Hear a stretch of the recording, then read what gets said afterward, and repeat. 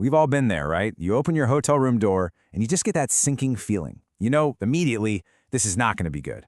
But the real nightmare? That often starts when you try to get your money back. So today, we're building a playbook to make sure you win that fight. Yeah, that's a direct quote from a traveler named Dominique Huneycutt. She was talking about her room at an extended stay America, and believe me, that wasn't even the worst part of it. So what do you do when a hotel makes a promise and then just vanishes? We're going to follow Dominique's story piece by piece and build a strategy that'll make sure you get the refund you are absolutely owed. Okay, so Dominique's whole ordeal kicks off the second she tries to check in. She had a non-smoking room confirmed, but when she gets there, not only is there no one at the desk, but her room just isn't available. And that was just the beginning. So after all that, she finally gets into a room, and it's just a laundry list of problems.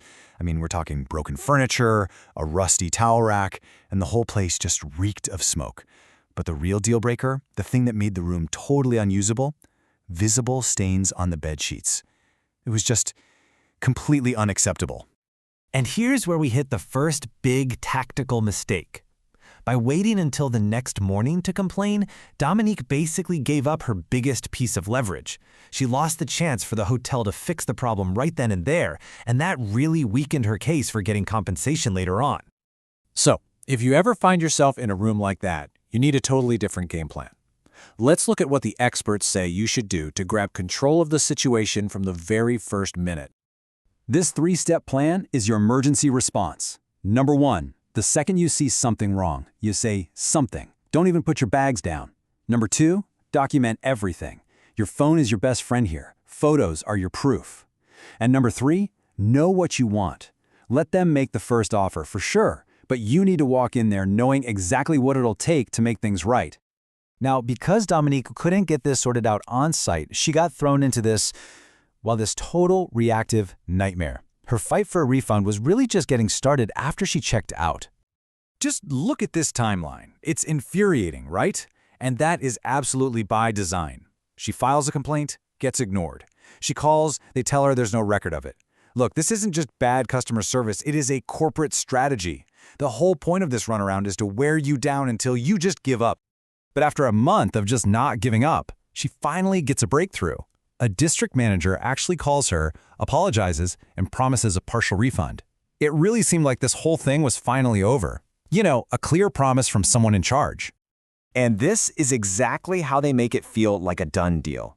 The manager even gives her his direct number. It makes the promise feel solid, totally ironclad. But here's the thing about a verbal promise, even from a manager. It can just disappear into thin air. And there it is. The money never showed up. The manager, who was so sorry all of a sudden, total radio silence. This is what we call the ghosting phase, and it's a super frustrating tactic where the company is basically betting that your exhaustion is going to win out over your anger. Dominique's story is the perfect lesson in why a verbal promise just isn't enough. So let's talk about how you turn that verbal yes into actual money back in your bank account.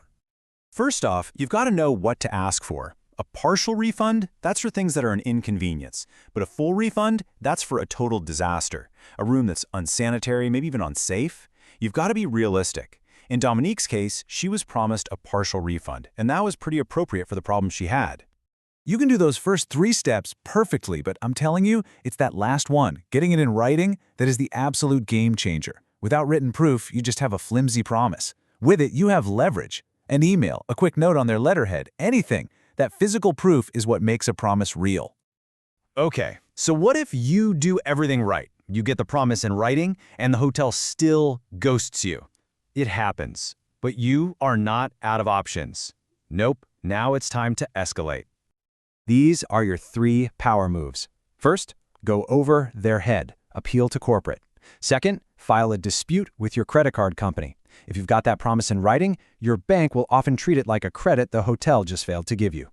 And third, if nothing else works, it's time to bring in a professional. And that third option, that's exactly what Dominique had to do.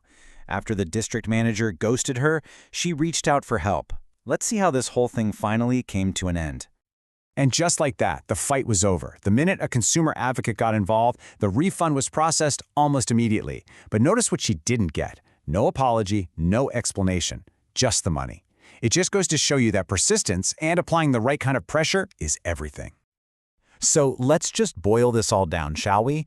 The entire strategy is about shifting your mindset from being a frustrated victim to being a prepared advocate for yourself.